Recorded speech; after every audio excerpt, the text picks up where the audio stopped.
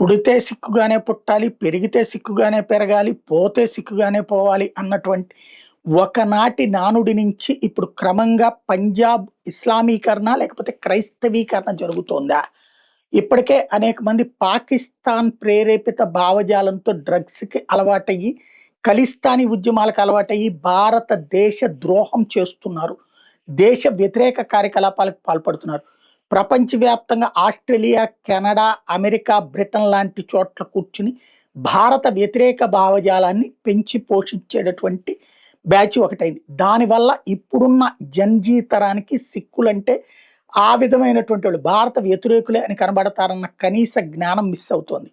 రెండో పక్కన క్రైస్తవీకరణ అక్కడ పంజాబ్‌లో పెద్దదిగా జరుగుతోంది. ప్రపంచంలోనే 4వ అతి పెద్దదైనటువంటి చర్చి పంజాబ్‌లో కన్‌స్ట్రక్ట్ చేస్తున్నారు. 2000 కోట్ల రూపాయలతో కడుతున్నారు. ఇది కీలకమైనటువంటిది. అంటే క్రమంగా అక్కడ ఇప్పటికే చాలామంది ఈ దాన్నేమంటారు పగిడీలో లేకపోతే సిక్కులకి సంబంధించిన తలపాగా కట్టుకున్న వాళ్ళు క్రైస్తవం వైపుకి మారిన వాళ్ళు చాలామంది కనబడుతున్నారు.